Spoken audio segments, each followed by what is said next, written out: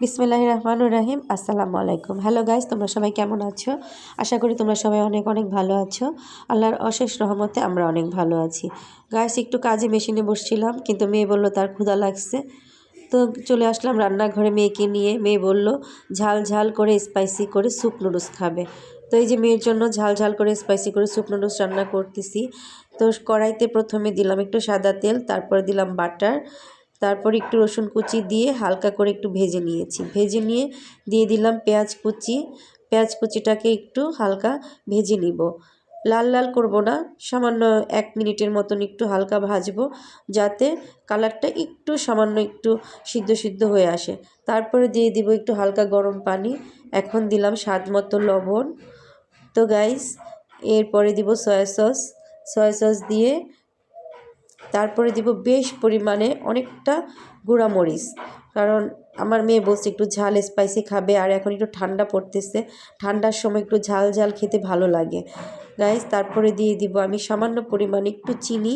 চিনি দিয়ে তারপর আমি মশলাটাকে ভালো করে একটু কষিয়ে নিব। মশলা যত কষাবে রান্নার স্বাদ তত ভালো আসবে গাইস। এবার দিব আমি একটু গোলমরিচের গুঁড়ি। গোলমরিচের গুঁড়া দিয়ে আমি তারপরে দিব টমেটো সস। টমেটো সস দিয়েও আমি মশলাটাকে আরও ভালোভাবে একটু কষিয়ে নিব 2-1 মিনিটের মতন। মশলা কষালে রান্নার স্বাদ অনেক ভালো আসে। দেখো গাইস, মাশাল্লাহ মাশাল্লাহ কালারটা কত সুন্দর আসছে। আমার মেয়ে বলতেছে আম্মু ওয়াও। তারপরে আমি এখানে দিব কয়েকটা চিংড়ি মাছ। চিংড়ি মাছটা একটু আগে আগে দিয়ে দিব, কারণ চিংড়ি মাছ সিদ্ধ নুডলসের সাথে সাথে সিদ্ধ হয়ে যাবে। একটু কষাবো চিংড়ি মাছটাকে, তাহলে মশলাটা চিংড়ি মাছের ভিতরে ঢুকবে। গাইস, চিংড়ি মাছ বেশি সিদ্ধ করতে হয় না, কারণ বেশি সিদ্ধ করলে চিংড়ি মাছ শক্ত হয়ে যায়।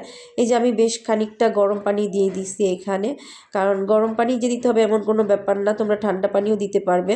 এই যে আমার পানিটা বলক চলে আসছে, এখন আমি দিব নুডলস দিব। নুডলস দিয়ে আমি এখানে 3 প্যাকেটের মতো নুডলস দিয়েছি গাইস। নুডলসটা দিয়ে আমি 2-1 মিনিট ভেজে নিব, সিদ্ধ করে নিব। 2-1 মিনিট সিদ্ধ করে তারপর, বেশি নুডলস সিদ্ধ করতে হবে না, কারণ আমি এটা স্যুপ স্যুপ রান্না করব, একটু ঝোলঝোলি থাকবে।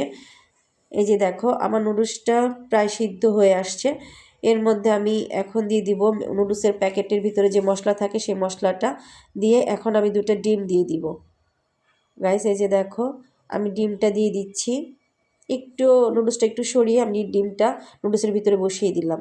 তারপরে আমি 4-5টা পুঁই শাকের পাতা আমি এই যে কেটে মাঝখান দিয়ে কেটে টুকরো টুকরো করে দিয়ে নিচ্ছি। আমার মেয়ে বলতে স্যার দিও না, আমি কিন্তু শাক খাবো না। বাচ্চারা শাক খেতে চায় না, এভাবে দিলে তাও একটু খাবে। গাইজ, যদি ভালো লাগে অবশ্যই একটি লাইক কমেন্ট শেয়ার করে দিবে, আমার চ্যানেলটি সাবস্ক্রাইব করে দিবে, আর আমার বেল আইকনটি ক্লিক করে রাখবে, যাতে নতুন ভিডিও আপলোড করার সাথে সাথে তোমাদের কাছে নোটিফিকেশন চলে যায় গাইজ। এরপরে আমি দিয়ে দিলাম নুডলসের প্যাকেটের ভিতরে যে মশলা থাকে সেই মশলাটা। গাইজ, ভালো লাগলে অবশ্যই একটি লাইক কমেন্ট শেয়ার করে দিবে। তোমাদের জন্য সবার জন্য দোয়া করি, তোমরা সবাই ভালো থাকো, সুস্থ থাকো, সবসময় ভালো থাকো, হাসি খুশি থাকো। আল্লাহ হাফিজ।